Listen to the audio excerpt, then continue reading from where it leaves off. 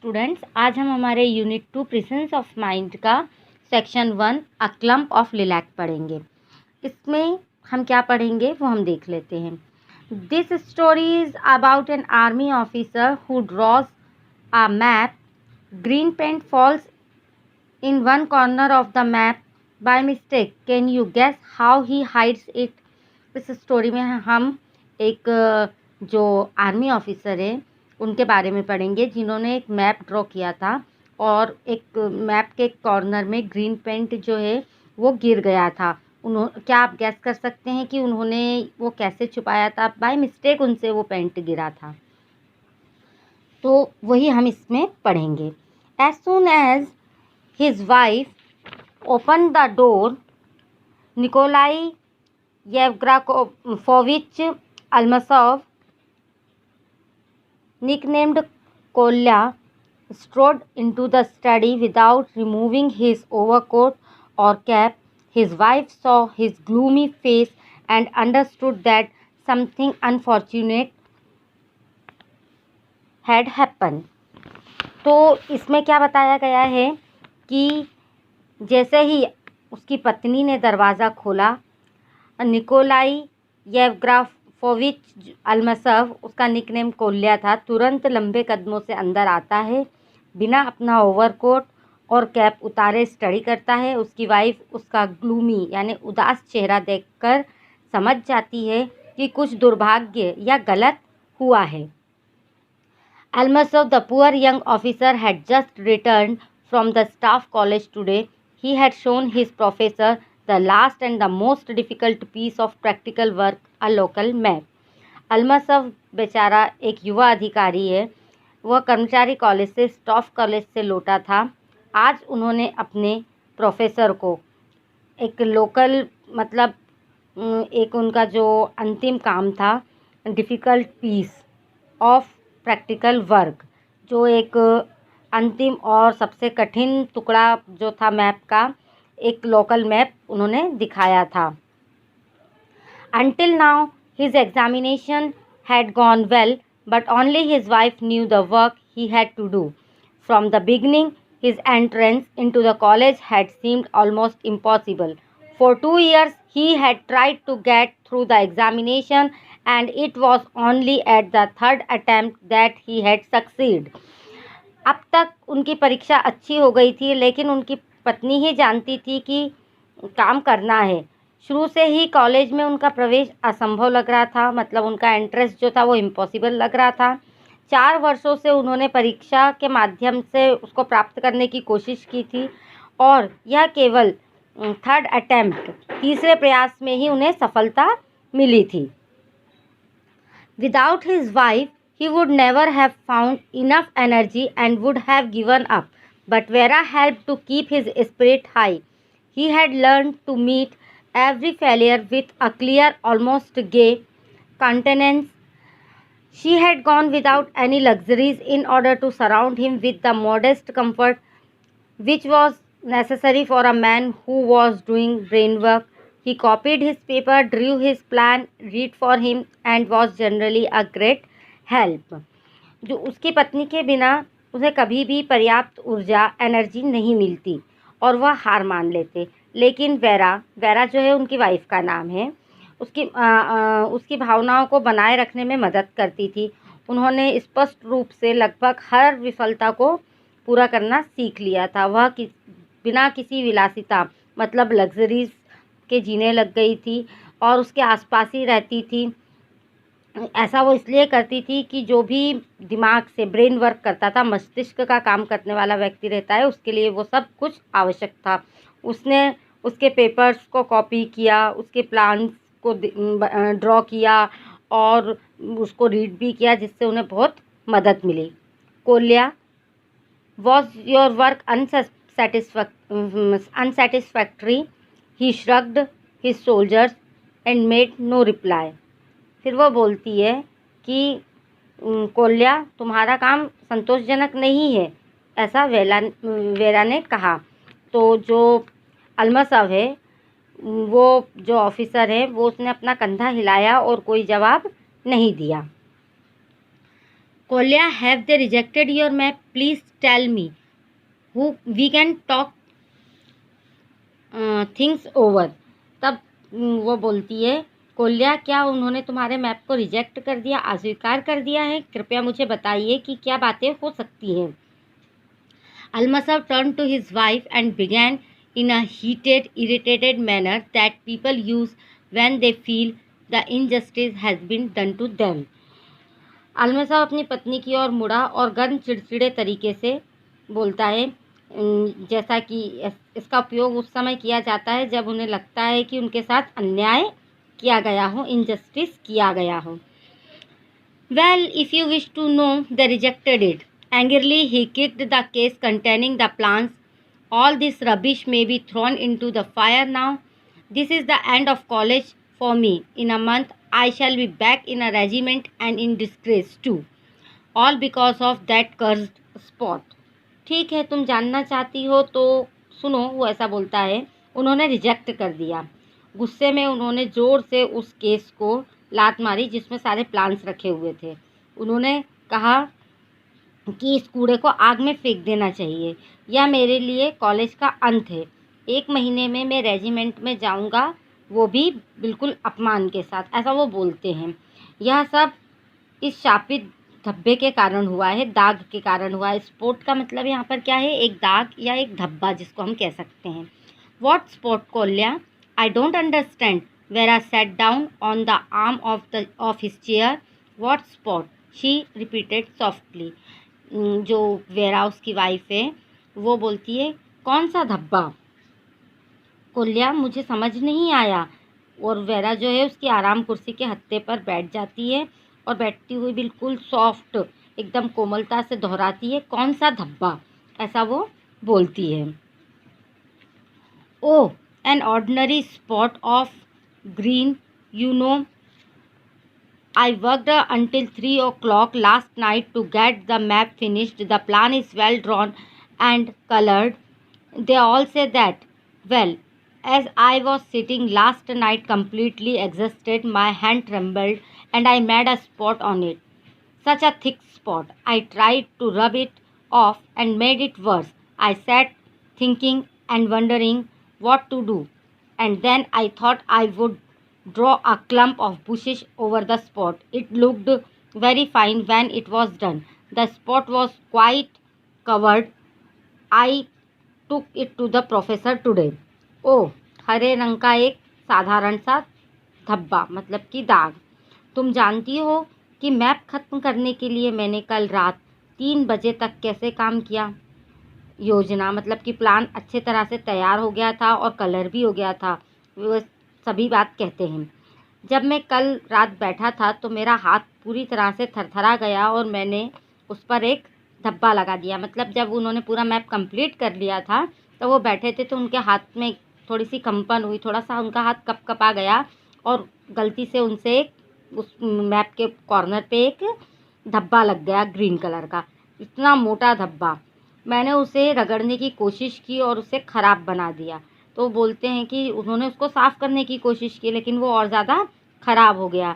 यह सोचकर मैं बैठ गया, ऐसा वो बोल रहे हैं। मुझे क्या करना है कि वो सोचने लगे कि उनको क्या करना है। मैं उस स्पॉट पर झाड़ियों का एक समूह बना देता हूँ। उन्होंने सोचा कि वो जो स्पॉट है उस पर वो एक क्लम्प ऑफ बुशेस बना देते हैं, झाड़ियों का समूह बना देते हैं। जब उन्होंने वह किया तो वो बहुत अच्छा लग रहा था। स्पॉट को कवर कर दिया गया था और वो बोलते हैं कि आज मैं उसे प्रोफेसर के पास लेकर गया था। Yes, he said, how did you get this bushes here? तो वो जो प्रोफेसर हैं उन्होंने कहा, हाँ, मुझे ये झाड़ियाँ यहाँ, तुम्हें ये झाड़ियाँ यहाँ कैसे मिली? मतलब उन्होंने उससे ऐसा कहा कि तुम्हें ये झाड़ियाँ यहाँ कैसे मिली? I should have told him then and there how it had happened. He might only have laughed, but I said to him, but there is a clump of bushes there. तो वो बोलते हैं, मुझे उन्हें तब वहाँ पर ये बता देना चाहिए था कि यह कैसे हुआ था। उन्होंने केवल हंस दिया, लेकिन मैंने उनसे कहा कि वहाँ पर झाड़ियों का एक समूह है, ऐसा उसने बोला। There was a good map officers, there were a good many officers present and a long discussion followed. वहाँ पर बहुत सारे ऑफिसर्स बैठे हुए थे, कई अच्छे ऑफिसर्स बैठे हुए थे और एक लंबी चर्चा वहाँ पर होने लगी. No, he replied, I know the place well as well the palm of my own hand, there are no bushes there. नहीं, उन्होंने कहा मैं उस जगह को अच्छी तरह से जानता हूँ, वहाँ कोई भी झाड़ियाँ नहीं हैं. There were a good many officers present and a long discussion followed. वहाँ पर बहुत सारे अच्छे ऑफिसर्स बैठे हुए थे और एक लंबी डिस्कशन हुई, एक लंबी चर्चा हुई. The professor said, if you are so sure of the clump, we must ride over tomorrow and inspect the place. I will show you that you were either very careless or drew the plan from a map. Professor ने कहा कि यदि आप इस बात से इतने sure हैं, इतने मतलब आप बिल्कुल श्योरिटी से कह रहे हैं, तो हम कल ही सवारी करके उस जगह का निरीक्षण करेंगे. मैं आपको दिखाऊंगा कि आप बहुत लापरवाह थे मैप बनाने में. ऐसा वो प्रोफेसर उससे बोलते हैं. But why is he so sure that there is no clump of bushes there, Vera asked. Vera पूछती है कि लेकिन क्यों वे इतने श्योर हैं कि वहाँ पर झाड़ियों का झुरमुट नहीं है, वहाँ पर झाड़ियों का समूह नहीं है. Because for 20 years he has known that place better than his own bedroom and because he knows his subject better than anyone else in the world. In the end they will all know that I लाइड.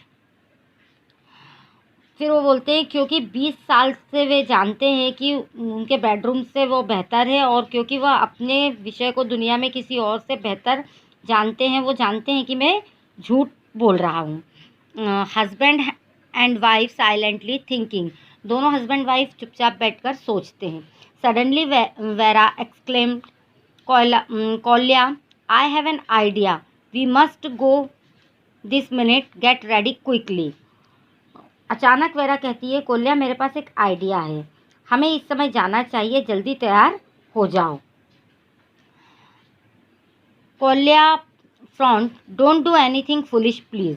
जो Kolya है वो बोलता है कि कोई मूर्खतापूर्ण काम मत करना प्लीज़, मतलब कोई भी ऐसी फुलिश वर्क मत करना. I am not going to do anything foolish, Vera said, stamping her foot. I don't ask you to go and apologize, but if those stupid bushes are not there, we must go and plant some at once. तो vera कहती है मैं कुछ भी मूर्खतापूर्ण करने नहीं जा रही हूँ और अपने पैर को एकदम ऐसे झटक कर मोड़ लगाती है. मैं तुम्हें वहाँ जाकर माफ़ी मांगने को नहीं कह रही, लेकिन अगर वहाँ पर वो स्टूपिड झाड़ियाँ नहीं हैं तो एक बार हमें वहाँ जाकर उन्हें लगाना चाहिए, मतलब कि झाड़ियों को उगाना चाहिए. Plant bushes, Almasov opened his eyes wide. झाड़ियाँ उगाना चाहिए, अलमसव अपनी आंखें चौड़ी करता है, मतलब एकदम ऐसे आंखें फाड़कर जो बोलते हैं ना, ऐसे वो बोलता है. Yes, plant them. If you told a lie, we must put it right, get ready quickly, give me my hat and coat and my umbrella. हाँ, वो बोलते हैं कि झाड़ियाँ लगाओ, अगर तुमने झूठ कहा है तो हमें इसे सही करना है, तुरंत तैयार हो जाओ, मुझे मेरी टोपी, कोट और छतरी दे दो, अम्ब्रेला दे दो. While he was getting these things, Vera was quickly opening all the drawers of the table, pulling out baskets and boxes and emptying them on the floor. Earrings only rubbish. They won't give anything for them. And this ring with its expensive stone, we must get it back again somehow. जब वह इन चीज़ों को ला रहा था तो vera जल्दी जल्दी टोकरियों और बक्सों को टेबल की दराजों में से बाहर निकालते हुए उन्हें ज़मीन पर, मतलब फ़र्श पर खाली कर रही थी. सिर्फ बालियाँ, वह उन्हें उनके लिए कुछ भी चीज़ नहीं देंगे, ऐसा वो सोचती है. और वह अंगूठी जिस पे बहुत ही महंगे स्टोन्स, मतलब पत्थर लगा हुआ था, साथ में इसे किसी तरह वापस लेना होगा, ऐसा वो सोचती है. In 5 minutes, all her treasures were gathered together in her bag. Come along, she said with a last look around. 5 minute में उनका सारा खजाना जो है, ट्रेजर जो है, उसके बैग में एक साथ इकट्ठा हो गया। उसने आखिरी नज़र से कहा, आओ मेरे साथ, मतलब मेरे साथ चलो, ऐसा वो उससे बोलती है। But it's getting dark, Almasov protested, and it's 5 miles away, and in my case it won't work. तो लेकिन जो अल्मसॉफ है वो इसका विरोध करता है और बोलता है कि बहुत अंधेरा है। उसने कहा कि यह 5 वहाँ से वो 5 माइल्स है, 5 मील की दूरी है, और मेरे मामले में यह काम नहीं करेगा, ऐसा वो बोलता है। नॉनसेंस, कम अलोंग, तो वो बोलती है बकवास, मेरे साथ चलो। They went first to the pawnbrokers. He was accustomed to the sight of misfortune and examined their things calmly and for so long that Vera began to lose patience. He offered her 3 rubles for the diamond in her ring. वे पहले pawn makers के पास गए। Pawn makers means महाजन के पास में गए। वे दुर्भाग्य की दृष्टि के आदी थे। वह उनकी बातों को, चीज़ों को शांतिपूर्वक जांच करने लगा। वेरा जो है उसने अपना पेशेंस खो दिया, मतलब अपना धैर्य खो दिया, और उन्होंने उसके जो अंगूठी में जो डायमंड लगा था उसके लिए उनको 3 रूबल्स ऑफ़र किए। It is a real stone, Vera protested. It is worth 37 roubles at least. तो जो वेरा है वो बोलती है कि यह एक असली पत्थर है। वेरा ने इसका विरोध भी किया। उसने कहा कि इसकी कीमत जो है वो कम से कम 37 रूबल्स है, ऐसा वेरा बोलती है। The man closed his eyes with a look of weary indifference, but another of the treasures was valued highly, and altogether they managed to get 25 rubles, which was more than enough. फिर वो थके हुए उदासीनता के साथ आदमी ने अपनी आंखें बंद कर ली, लेकिन उसके खजाने में से एक का मूल्य अत्यधिक था और पूरी तरह से उसे जो है 25 रूबल्स प्राप्त करने में कामयाबी मिली। उनको 25 रूबल्स प्राप्त हो गए, जो कि पर्याप्त से अधिक था। Then the Almasov drove to the gardener's house. He had just sat down to supper with his family and was not too pleased when the 2 visitors arrived with their mysterious request. तब जो अल्मसॉफ था वो माली के घर धावा बोल देता है, वो माली के घर जाता है। वह बस अपने परिवार के साथ खाना खाने ही बैठा था। जो माली है वो बस अपने परिवार के साथ खाना खाने ही बैठा था, और जब ये दोनों जाते हैं अपने उसके रहस्यमय अनुरोध के साथ में वहाँ पर पहुँचते हैं, तो वो बहुत खुश नहीं था। I am sorry, he said, but I can't send laborers and so late at night and so far. If tomorrow will do, then I am at your service. तब वो उनसे बोलता है कि सॉरी, मैं रात में अपने लेबर्स को आपके साथ में नहीं भेज सकता। अगर आप कल कहें तो आपको आपकी सर्विस मिल जाएगी। मतलब वो बोलता है कि रात में तो मैं नहीं भेज सकता हूँ अपने कर्मचारियों को, अपने लेबर्स को, लेकिन अगर आप सुबह बोलते हैं तो मैं भेज दूँगा। There was only one thing to do, and that was to tell the gardener the whole story about the unlucky spot. At first he listened without much interest, but when Vera reached the point when she had thought to plant the bushes, he looked more noticed and smiled. तो जब केवल एक ही काम करना था, और वह था माली को पूरी कहानी सुनाने का, उस अनलकी स्पॉट के बारे में। पहले तो उसने बिना किसी इंटरेस्ट के उनकी बात सुनी, लेकिन जब वेरा पहुंची और उसने झाड़ियों को लगाने के बारे में जो उसने सोचा था वो बात कही, तो उसने ध्यान दिया और वह मुस्कुराया। Well, there is nothing else to be done, he said when he had finished. What kind of bushes do you want to plant? फिर वो बोलता है कि मतलब यहाँ कुछ करने की ज़रूरत नहीं है, और जब वो पूरी उसने अपनी बात ख़त्म करी तब वो बोलता है कि आपको किस तरह की जो बुशेज़ हैं, जो झाड़ियाँ हैं, वो वहाँ पर लगानी हैं। They decided on a clump of lilac. Almasov tried to pursue Vera to return home, but she was determined to accompany him. She only went home when she was quite sure that the new bushes could not be distinguished from the rest. एक झगड़े पर उन्होंने फैसला किया lilac की झाड़ी को लगाने का, और वेरा को घर लौटने के लिए वो मनाने लगा। अल्मासॉव उसकी कोशिश करने लगा, लेकिन वह उसके साथ जाने के लिए दृढ़ थी। मतलब वो चाहती थी कि वो उसके साथ में ही रहे।